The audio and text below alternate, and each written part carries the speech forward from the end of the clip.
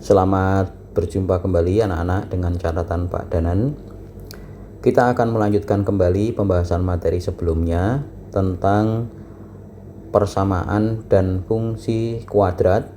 Setelah sebelumnya kita membahas tentang bagaimana kita menentukan akar-akar persamaan kuadrat dengan menggunakan metode pemfaktoran maupun metode melengkapkan kuadrat sempurna. Nah, di dalam pembahasan kali ini, Bapak akan membimbing kalian semua untuk menentukan akar-akar persamaan kuadrat itu dengan menggunakan sebuah formula yang disebut dengan rumus ABC. Kita juga akan membahas bagaimana kita menemukan formula tersebut dengan menerapkan konsep melengkapkan kuadrat sempurna yang sebelumnya pernah kita bahas. Nah, baik, kita awali dengan menuliskan bentuk umum persamaan kuadrat, yaitu AX pangkat 2 ditambah BX tambah C sama dengan 0. Lalu masing-masing ruas kita bagi dengan A supaya koefisien X pangkat 2 nya menjadi 1. Maka bentuknya menjadi X pangkat 2 ditambah B per A X tambah C per A sama dengan 0. Langkah berikutnya, konstanta C per A kita pindah ruaskan ke ruas kanan, sehingga X pangkat 2 tambah B per AX sama dengan negatif C per A. Lalu seperti dalam melengkapkan kuadrat, masing-masing ruas kita tambahkan unsur suku tengah dibagi 2 kemudian dikuadratkan. Dalam hal ini ditambah B per 2A pangkat 2. Demikian juga untuk yang ruas kanan, sehingga bentuknya menjadi B per 2A pangkat 2 dikurangi C per A. Nah, pada ruas kiri 3 suku itu sudah menjadi sebuah bentuk kuadrat sempurna.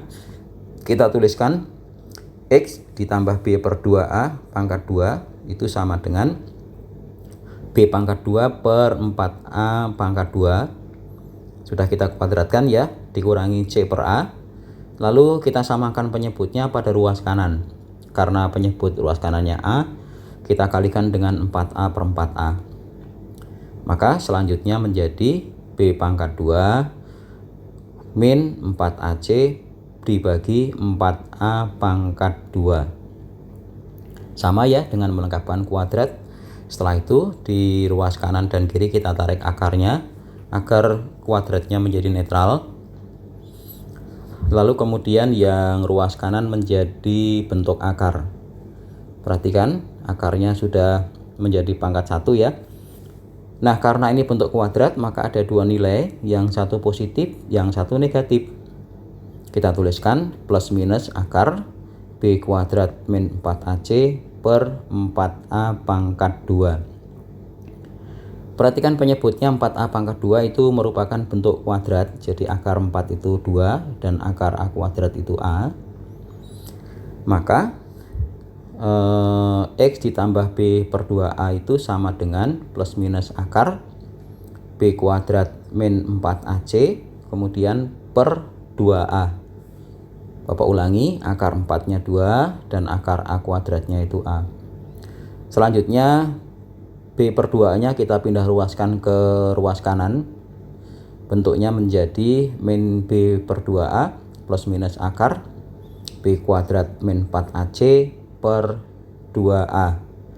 Perhatikan anak-anak, penyebutnya sudah sama ya, masing-masing penyebutnya 2A, sehingga bisa langsung kita gabungkan pada pembilang dan kita namakan X12 karena ada dua nilai, yang satu plus yang satu minus, menjadi minus B plus minus akar B kuadrat min 4AC per 2A. Ya, seperti itu. Nah, lalu X1-nya nanti kita akan mengambil untuk yang nilai plus, dan X2-nya kita akan mengambil untuk yang minus B minus akar B kuadrat min 4AC per 2A. Kita ambil contoh. Misalnya, tentukanlah himpunan penyelesaian. Himpunan penyelesaian itu sama artinya dengan menentukan akar-akar di dalam konteks pembicaraan tentang persamaan kuadrat. Tentukan penyelesaian dari persamaan kuadrat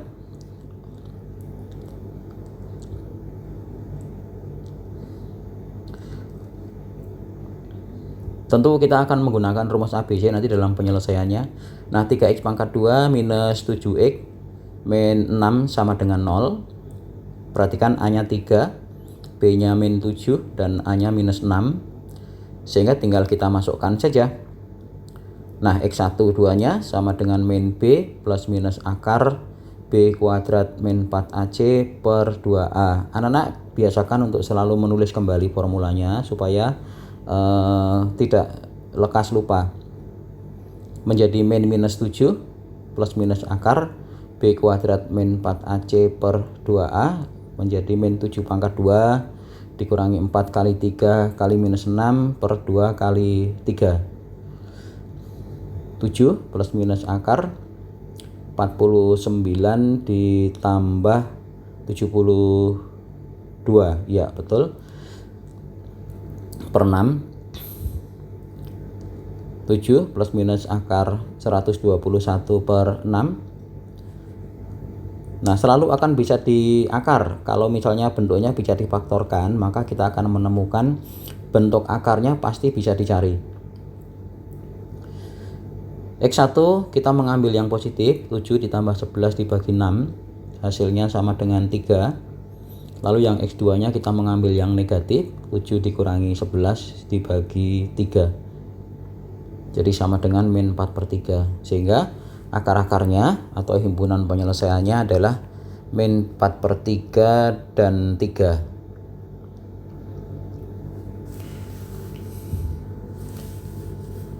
Jadi prinsipnya kalau anak-anak tidak salah di dalam menyusun formulanya, maka akar-akar persamaan kuadratnya pasti akan dengan mudah kita temukan. Contoh yang kedua, misalnya ada bentuk 4x pangkat 2 minus 8x minus 5 sama dengan 0. Nah, perhatikan bahwa A-nya 4, B-nya min 8, dan C-nya min 5. Langsung kita masukkan. X12 sama dengan 8, karena min minus ya, menjadi plus 8, lalu minus akar 64 dikurangi 4 kali 4 kali min 5 per 2 kali 4 sama dengan 8, plus minus akar berapa itu, 64 ditambah 80, jadi 144 dibagi 8. 8 plus minus 12 dibagi 8. Nah, X1 nya kita mengambil yang tambah, 8 tambah 12 dibagi 8, jadi 20 per 8 ya. Bagi 4 jadi 5 per 2, dan X2 nya 8 dikurangi 12 dibagi 8, minus 4 per 8, jadi min setengah. Sehingga akar-akarnya adalah min setengah dan 5 per 2.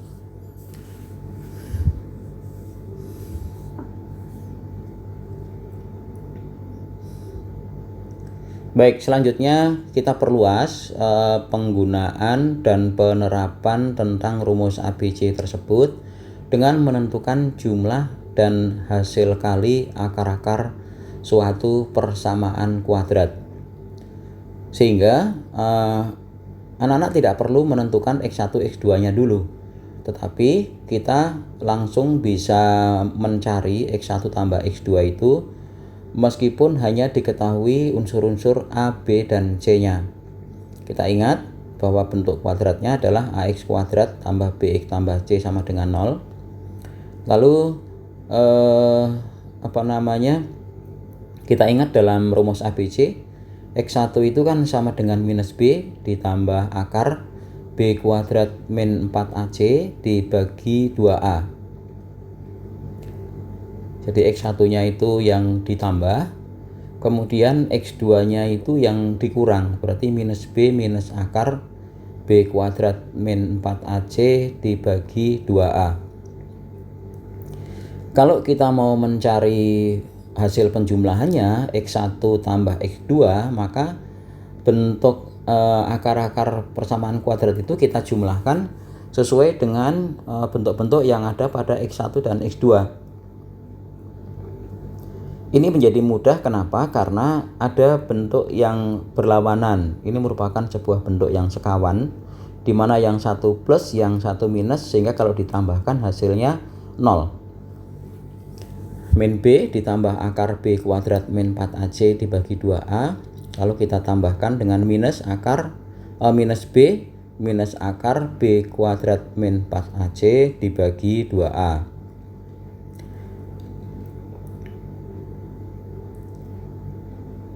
Jadi X1 tambah X2 sama dengan minus B. Kita gabungkan karena penyebutnya sudah sama. Ditambah minus B minus akar B kuadrat min 4AC per 2A. Bentuk-bentuk yang berlawanan itu kita coret, kita hilangkan. Akar B kuadrat min 4AC-nya sehingga menjadi min 2B per 2A. Kita bagi 2 masing-masing sehingga menjadi minus B per A. Jadi hasil penjumlahan akar-akarnya tinggal membagi antara suku tengah dengan koefisien dari X kuadratnya. Sekarang kita kalikan. Jika X1 dan X2 kita kalikan, maka min B plus akar B kuadrat min 4AC per 2A itu kita kalikan dengan minus B minus min B minus akar B kuadrat min 4AC dibagi 2A. Cermati anak-anak, bentuknya yang pembilang itu adalah bentuk sekawan. Jadi bentuk yang sering kita jumpai dalam ketika kita memfaktorkan bentuk kuadrat. Jadi A plus B dikalikan A min B itu kan menjadi A kuadrat min B kuadrat. Maka di sana, nah itu tuh minus B dengan minus B sama. Akar B kuadrat min 4AC dengan akar B kuadrat min 4AC sama, yang berbeda adalah tandanya. Ini yang disebut dengan bentuk sekawan. Lalu kita ingat bentuknya. Kalau X tambah Y kali X min Y itu difaktorkan menjadi X kuadrat minus Y kuadrat, bukan tambah ya. Maka bentuknya menjadi min B kuadrat dikurangi akar B kuadrat min 4AC dikuadratkan. Karena dikuadratkan maka akarnya menjadi netral, sehingga bentuknya menjadi B kuadrat dikurangi B kuadrat min 4AC per 4A kuadrat. Kita bisa menghilangkan B kuadrat min B kuadrat, sehingga tinggal menyisakan pembilangnya itu 4AC. Hilang ya B kuadratnya, menjadi 0. Sehingga 4AC dibagi 4A kuadrat, kita tuliskan 4A kali A. Lalu masing-masing kita bagi 4A. Nah, bentuknya menjadi C per A. Jadi hasil kalinya itu C per A, sedangkan hasil jumlah akar-akarnya adalah minus B per A. Kita simpulkan anak-anak. Ini ada di buku ada di buku paket kelas 9 yang dari Dinas Pendidikan, tetapi di sana tidak dimunculkan pembuktiannya. Jika X1 dan X2 adalah akar-akar dari persamaan kuadrat AX pangkat 2 tambah BX tambah C sama dengan 0, maka X1 tambah X2 akan sama dengan minus B per A, dan X1 kali X2 sama dengan C per A. Kita lihat tadi di halaman sebelumnya. X1 tambah X2 min B per A, dan X1 kali X2 nya sama dengan C per A. Nah, kalau ini sudah ada, maka pertanyaan-pertanyaan yang memuat tentang jumlah dan hasil kali bisa kita cari, atau juga termasuk bentuk-bentuk turunannya. Maaf, bentuk turunannya. Nah, di sini misalkan P dan Q itu mewakili X1 dan X2. Akar-akar dari persamaan kuadrat 2X kuadrat min 4X tambah 9. Berapakah P tambah Q? Berapakah P kali Q? Dan kita juga bisa menghitung 1 per P tambah 1 per Q, serta P kuadrat ditambah Q kuadrat. Hanya cukup dengan melihat unsur-unsur A, B, dan C-nya. A-nya 2, B-nya min 4, dan C-nya 9. Nah, P plus Q itu berarti sama dengan min B per A. Sama dengan minus min 4 per 2, dan itu sama dengan 2. P kali Q juga mudah kita lakukan karena sama dengan C per A. Jadi sama dengan 9 per 2. Bagaimana dengan 1 per P tambah 1 per Q? Kita samakan saja penyebutnya menjadi Q tambah P dibagi PQ. Q tambah P itu min B per A, dan P kali Q itu C per A. A-nya bisa kita coret. Sehingga menjadi min B per C ya. Min B per C berarti 4 per 9. Karena min minus 4 dibagi 9. Nah, P kuadrat tambah Q kuadrat, kita memodifikasi bentuk perpangkatan dari P plus Q. P plus Q kuadrat sama dengan P kuadrat tambah Q kuadrat tambah 2PQ. Lalu 2PQ nya kita pindah ruaskan. Sehingga P kuadrat tambah Q kuadrat itu sama dengan P plus Q pangkat 2 minus 2PQ. P plus Q nya kita sudah punya, yaitu 2 tadi. Sedangkan P kali Q nya kita punya 4 per 9. Tinggal dimasukkan saja, karena P plus Q nya 2 pangkat 2 minus 2 kali P kali Q nya itu 9 per 2 ya, 9 per 2, kita coret 2 nya, tinggal 4 dikurangi 9, dan itu sama dengan minus 5. Nah, seperti itu anak-anak, jelas ya. Kalau misalnya merasa ini terlalu cepat, maka anak-anak bisa mengatur kecepatan tampilannya sehingga lebih mudah kita pahami, atau mungkin juga bisa di pause dulu. Baik, bagian terakhir dari pembahasan kita yaitu bagaimana kita menyusun persamaan kuadrat jika diketahui akar-akarnya X1 dan X2 nya. Ini kan kebalikan ya. Kalau kita punya bentuk kuadrat, kita harus mencari akar-akarnya. Tapi kalau kita dikasih akar-akarnya, juga harus dapat menentukan persamaan kuadratnya. Nah, teknik yang pertama itu kita bisa langsung memasukkan ke dalam bentuk pemfaktorannya. Karena kalau X1 dan X2 nya merupakan akar, berarti bentuknya kita buat menjadi X min X1 kali X min X2. Kemudian kita kalikan. Nah, bentuk yang kedua masih hampir sama dengan waktu kita menemukan rumus ABC. Kita bagi masing-masing dengan A, lalu kita temukan unsur B per A. Nah, B per A kita tahu tadi bahwa X1 tambah X2 itu min B per A. Maka B per A nya sama dengan negatif dari X1 tambah X2, dan C per A nya sama dengan X1 kali X2.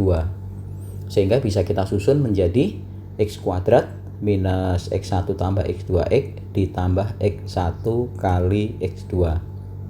Nah, ini kalau yang diketahuinya adalah hasil jumlah dan hasil kalinya. Contoh, susunlah persamaan kuadrat yang akar-akarnya misalnya 6 dan 1 per 3 misalnya. Nah, ini kita menggunakan bentuk yang pertama, langsung dimasukkan X minus 6 kali X min sepertiga. Menghilangkan pecahan itu bisa kita kalikan dengan penyebut pecahan tersebut. Supaya lebih mudah kita lakukan operasi aljabarnya, kita kalikan 3. Maka pada faktor yang kedua menjadi 3X min 1 karena masing-masing dikalikan 3.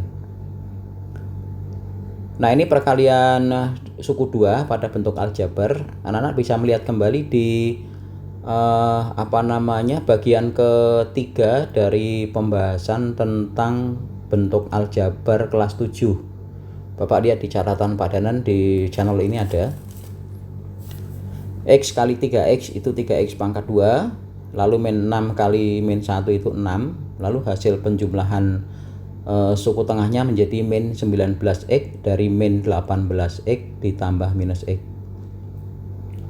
Yang kedua, susunlah persamaan kuadrat yang jumlah akar-akarnya, nah ini diketahui jumlahnya, berarti kita menggunakan bentuk yang kedua, jumlah akar-akarnya 6 dan hasil kali akar-akarnya min 9. X1 tambah X2 nya 6, kemudian X1 kali X2 nya negatif 9, tinggal kita masukkan. Bentuk umumnya adalah X kuadrat minus X1 tambah X2X ditambah X1 kali X2 sama dengan 0, berarti X kuadrat min 6X dikurangi 9 sama dengan 0. Baik, nah cukup mudah ya.